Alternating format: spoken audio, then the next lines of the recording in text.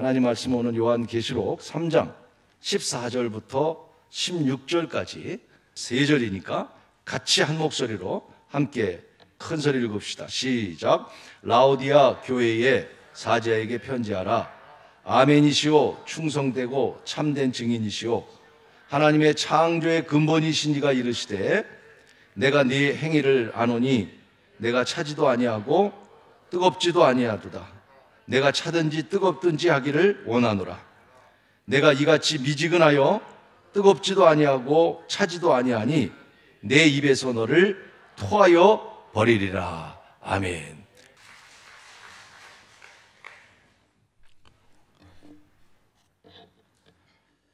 귀한 찬양 감사합니다. 교회가 66년이 됐다고 하는 것은 굉장한 역사이죠. 물론 우리 주변에 아주 오래된 교회들도 있지만 66년, 교회의 역사가 66년은 짧은 시간은 아닙니다. 역사를 좀 이렇게 교회, 신현교회 역사를 봤더니 54년도, 전쟁이 50년대에 일어나서 전쟁의 폐허 속에서 가장 힘들 때 이곳에 교회가 세워졌는데 6월 27일 오후 3시에 첫 예배를 드렸는데 그때 이 지역 이름이 새우고개였다고 그래요. 새우고개. 인천 지역에서도 아마 가장 개발이 안 된 소위 개건로라고 얘기해서 60년대까지도 문화적인 혜택을 받지 못한 지역이 이 신현동 지역이었습니다. 여기에 교회가 세워져서 66년 많은 수고하는 우리 성도들과 피눈물로 먹지 못하고 입지 않고 수고하고 애써서 66년에 씨를 뿌려서 참 오늘 여기까지 오게 하시고 12분의 목사님, 담임 목사님들이 사역을 하시고 많은 장로님들, 평신도들 참 교회를 세워서 66년 여기까지 오게 하시고 제가 2008년도에 벌써 저도 13년째 되어 12년째 되어 가고 있는 것 같습니다.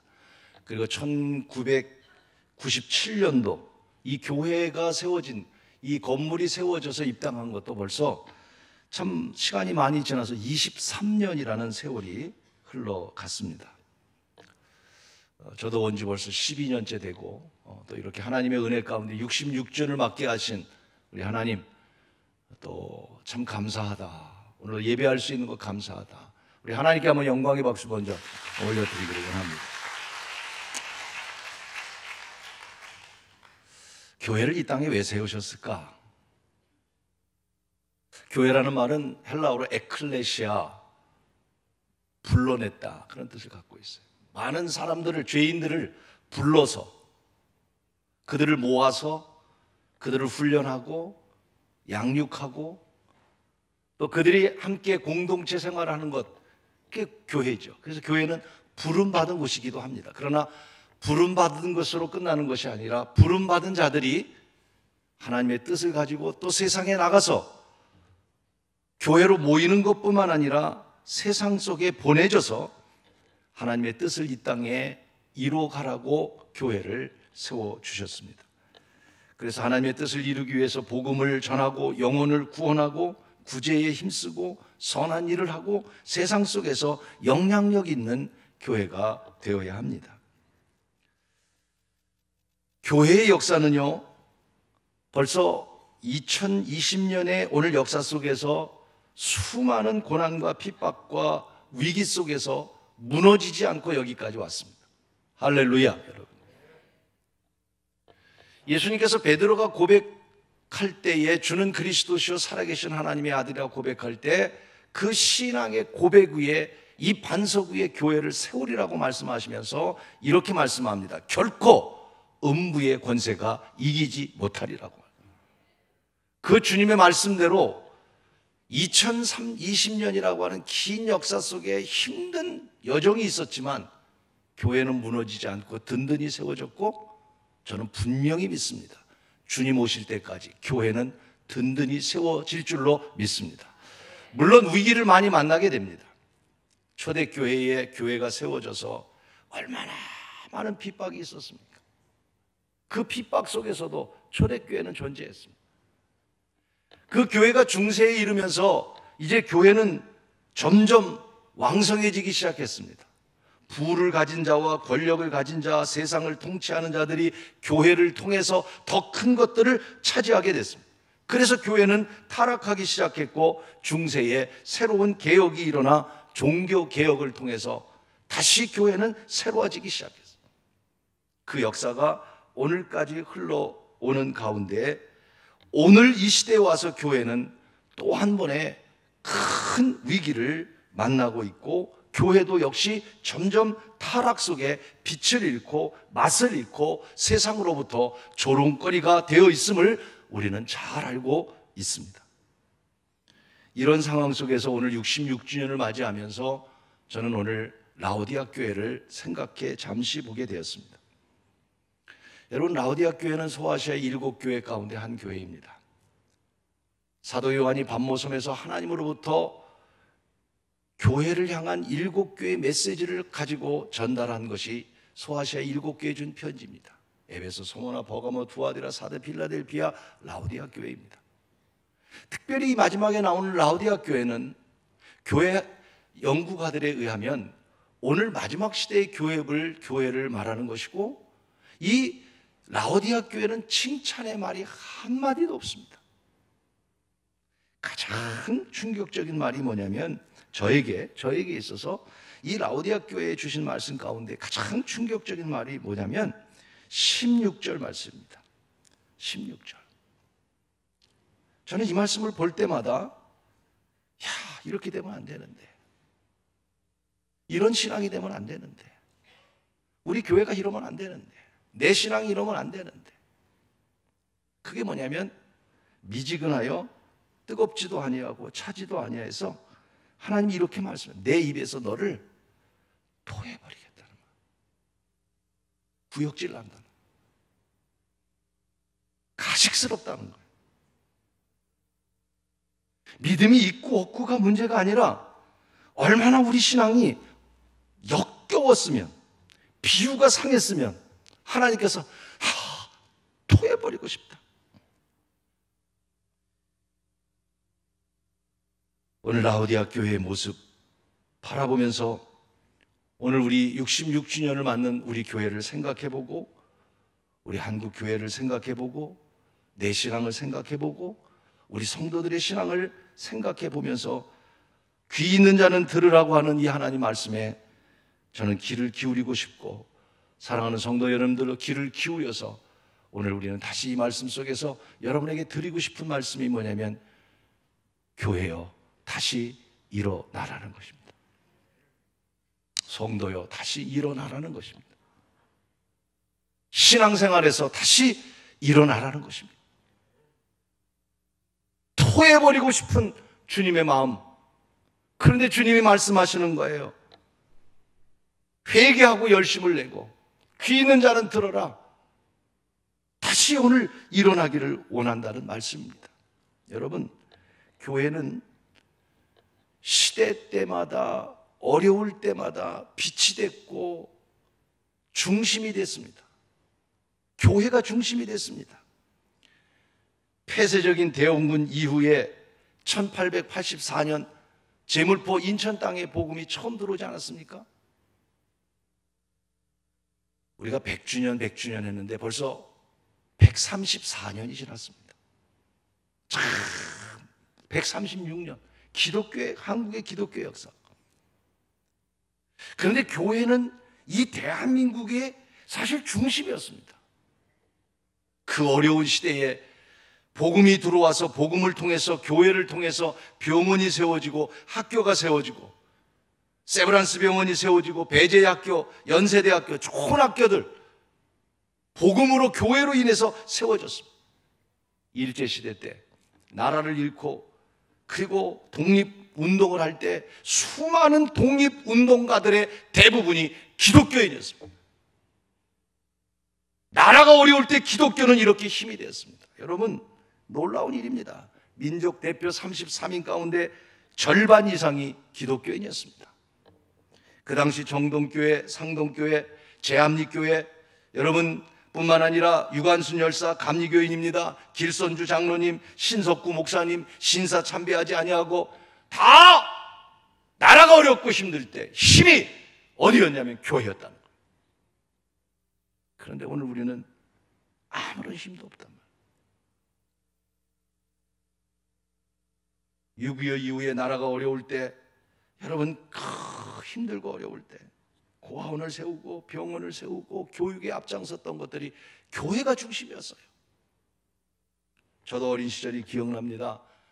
특별히 토요일 날이 되면 새벽종이 울렸네, 새아침이 밝았네, 교회에서 차인벨을 울리고 교회가 중심이 돼서 그 어려운 시대 속에서 대한민국을 살리려고 얼마나 애쓴 것이 여러분 교회였다는 것을 우리는 잊지 말아야 합니다.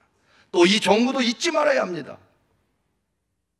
이런 중심이 되었던 교회가 언젠가부터 그 힘을 잃어버리고 말았어요. 교회의 부흥도 멈추고 말았어요. 그러면서 21세기를 맞이하면서 교회는 큰 위기를 맞게 되고 침체 속에 빠져가게 되었습니다. 반대로 사회와 경제는 최고의 나라가 됐습니다. 우리 대한민국의 경제가 급속도로 발전하면서 한국은 아시아를 넘어 세계의 주목을 받는 나라가 되었고, 국민소득 3만 달러에 넘치게 됐고 세계 22위가 됐습니다. 경제와 사회는 이루 말할 수 없는 한국의 부흥. 여러분, 요새 우리가 어렵다는 얘기를 하는 것은 상대적으로 무슨 얘기냐면 그만큼 잘 살았다는 얘기입니다. 잘 살았다는 거예요 지금. 그렇기 때문에 우리가 어렵다는 말을 하는 거예요. 어떻게 보면 여러분 지금도 잘 살고 있는 거예요. 우리나라는 어디 누가 뭐래도 이렇게 잘 사는 나라가 됐습니다. 하지만 교회는 어떻게 됐습니까? 성장이 멈추고 부흥이 멈추고 교인이 감소되고 외적인 것뿐만 아니라 신앙이 변질되기 시작합니다. 교회가 변질되기 시작합니다. 교회의 사명을 잃어버리기 시작했습니다. 교회 안에 교회에서의 본질을 잃어가면서 기도 소리가 멈추고 예배가 멈추고 신앙의 소리가 멈추고 점점 교회 안에 인본주의와 혼합주의가 들어오면서 사람이 중심이 돼버리고 말았어요. 목사가 중심이 되고 사람이 중심이 되고 교회의 중심이 될 하나님이 영광을 받지 않는 교회가 되어버리고 말았습니다. 극단적으로 이단들이 출현하면서 한국교회는 엄청난 피해를 받기 시작했습니다. 여러분, 이것이 오늘 우리 교회의 모습이에요. 오늘 우리는 결단해야 합니다. 다시 일어나야 될 줄로 믿습니다. 여러분, 일어나십시다. 일어나자고요. 더군다나 여러분, 코로나 이후의 위기는 걱정을 넘어 한국 교회의 미래의 먹구름을 주고 있습니다. 예배 없는 교회가 되었습니다. 교회 없는 예배가 드려지고 있습니다. 출석교인 우리 교회만 하더라도 그래도 괜찮은 출석률인데도 불구하고 40%, 50%밖에 안 됩니다. 앞으로 모든 학자들은 말합니다. 옛날에 비해서 80%까지만 미칠 수 있다면 대단한 부흥이라고 얘기합니다. 다시 말하면 교회는 점점 코로나 이후에 상상치 못할 그런 위기 속에 빠져가고 있다는 사실을 우리는 알아야 합니다. 더군다나 교인들의 의식이 변해가고 있습니다. 긍정적인 생각보다는 부정적인 생각이 많고, 교회라는 것은 공동체이기 때문에 남을 위할 줄 알아야 되는데 남보다는 나만 잘 되면 된다는 개인의 신앙으로 흘러가고 있습니다. 그리고 나 편한 대로 신앙생활하면서 훈련도 거부하고 교육도 거부하고 순종도 거부하고 내 편한 대로 자기중심적인 신앙으로 바뀌어가고 있다는 것이 오늘의 위기의 현실인 것입니다. 사실 지난주 문자 하나를 받았는데 읽어볼까 말까. 왜? 문자가 너무 많으니까, 또 가짜뉴스도 많으니까, 뻔한 얘기들이니까. 근데 왠지 마음이 끌려서 읽어봤습니다. 읽어봤더니 한국교회의 위기라고 하는 제목이었습니다. 본인은 진짜 보수도 아니고 진보도 아닌데 한국 사회와 한국 정부와 한국 교회 왜 이렇게 변해가고 있는가? 그 내용이었습니다. 왜 이 좋은 대한민국이 초등학생조차도 여선생님을 때리고 여선생님을 성추행하는 초등학교가 되었는가? 대한민국이 어떻게 대한민국이 동성애를 옹호하는 장관급 인사 중에 동성애 옹호자가 이렇게 많은가? 심각한 에이즈 보도를 전혀 TV에 나오지 못하도록 왜 막고 있는가? 여러분, 대한민국의 에이즈 환자가 얼마나 많아? 에이즈는 동성애에서 오는 겁니다. 거의 다입니다. 그런데 이 에이즈에 투자되는 우리 세금의 돈이 얼마인지 저는 모르겠습니다. 엄청난 돈으로 알고 있습니다. 에이즈 환자 고치는 게 다 무료입니다. 왜 이런 대한민국이 되었는가? 차별금지법 통과를 위해서 지금 얼마나 국회에서 난립니까? 여러분, 차별금지법 이미 대한민국에 있습니다. 인권 차등해서는 안 되고요. 또 남녀 차등해서는 다 있습니다. 그런데 무엇 때문에 더 차별금지법을 강하게 만드는가? 특별히 왜 교회를 사람들이 혐오하는가? 더 놀라운 것은요, 여러분, 정말 여러분도 놀라야 됩니다. 우리가 이렇게 지금 교회가 이러는 순간에 이단의 문제가 아닙니다. 지금 이슬람권이 얼마나 많이 한국에 지금 들어오고 있는지. 여러분, 이슬람권이 들어오면요, 영국을 보세요, 유럽을 보세요. 이슬람권이 들어오면 그 나라 망하는 건데, 사진 한 장 보여드릴게요. 용산에 엄청난 이슬람이 세워지고 있습니다. 엄청난 사람들이 몰려들고 있고 외국인들이 몰려들고 있습니다. 여러분, 어떻게 될지 모르는 겁니다. 무서운 일이에요. 정말 무서운 일이에요. 먼 날 우리 후회할 일이에요. 먼 날 우리 눈물을 흘릴 날이에요. 대한민국은 안전하겠지. 아니요. 방법은 하나. 여러분이 다시 일어나야 될 줄로 믿습니다. 우리 신앙이 일어나야 되고요. 우리 믿는 자들이 일어나야 되고요. 교회가 일어나야 된단 말입니다.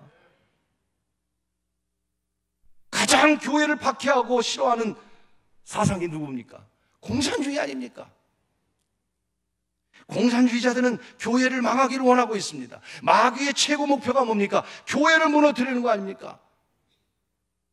정말 교회가 무너져가고 있는 것을 보면서, 오늘 우리 신앙이 무너져가는 걸 보면서 우리는 다시 오늘 여러분 66주년을 맞이해서 우리가 감사하고 또 축하하고 축복하고 은혜에 감사하지만, 저는 여러분과 같이 가슴에 담고 싶습니다. 교회요, 다시 일어날 수 있기를 원합니다. 성도 여러분, 일어날 수 있기를 원합니다. 여러분, 오늘 말씀 가운데 19절에 보니 열심을 내라, 회개하라, 이렇게 말씀. 열심을 내라는 말이 뭡니까? 다시 일어나라는 말. 다시 열심 좀 내라는 거예요. 성도들이여, 열심을 다시 내라는 거예요. 신앙에 다시 열심을 내라는 거예요. 다시 새벽을 깨우라는 거예요. 다시 11조 생활하고, 다시 기도 생활하고, 다시 믿음 생활하고, 다시 신앙의 열정을 다시 내라는 거예요. 그렇지 않으면 안 된다는 거예요. 귀 있는 자는 들으라고 말씀하셨어요. 코로나 이후에 우리 신앙은 너무 침체됐습니다. 이제 우리는 더 이상 물러갈 것이 없습니다. 한국 교회는 정말 여러분 상상하지 못할 큰 위기 속에 있습니다. 여러분, 전쟁 중에도 예배 드렸잖아요.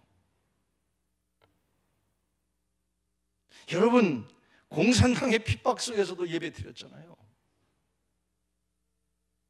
이제는 더 이상 물러갈 때가 아닙니다. 다시 일어나야 됩니다. 저는 오늘 창립 66주년을 맞는 우리 교회 정말 하나님께 감사하고, 여러분들께도 감사하고, 나 자신도 하나님 앞에 감사한 마음을 가지면서, 이렇게 전쟁의 폐허 속에 세워진 우리 교회이지만 무너져가는 우리의 신앙의 모습, 무너져가는 우리 한국교회의 모습, 다시 한번 생각해 보면서 음부의 권세가 이기지 못하는 교회들이요, 다시 일어나라고 하는 주의 음성에 귀를 기울이고, 여러분, 하나님께서 일으켜 주실 것만 기다리지 마십시오. 오늘 우리 신앙이 누군가가 나를 세워줄 것이라고만 기대하지 마십시오. 함께 다시 일어날 수 있는 귀한 우리 신현교회 66전을 맞는 성도 여러분 되기를 주의 이름으로 축원합니다. 한 주간 동안 그런 마음을 가지고 우리 교육자들과 기도하면서 정말 교회여 일어나라, 우리 신현교회뿐만 아니라 한국교회가 일어나기를 바라는 마음을 가지고 영상을 저희들이 노래로 찍었습니다. 영상을 보시면서 같이 여러분들도 신앙에 다시 열정을 갖고, 코로나로 더 이상 물러서면 안 됩니다. 열정을 갖고 교회가 다시 일어나고 여러분의 신앙이 다시 일어날 수 있기를 주의 이름으로 축원합니다.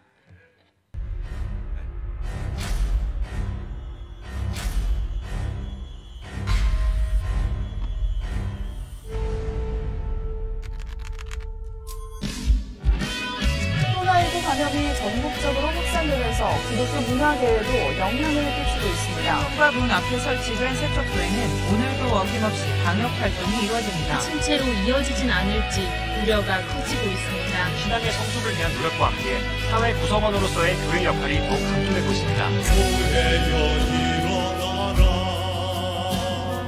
주께서 부르시니 두려움과 실패 내려놓고 교회여 일어나라, 교회여 일어나라, 주께서 보내시니 우릴 부르신 삶의 자리에서 교회여 일어나라. 우린 세상에 어둠을 밝히는 하나님의 편지, 주를 나타내는 주의 교회 공회, 우릴 통해 세상을 축복이라. 일어나 아버지 사랑으로, 아버지 능력으로 서로 하나 되어 그 빛을 비추라. 노래하라 아버지의 사랑을, 아버지의 크심을 이 삶의 노래로 주님을 나타내라. 일어나라.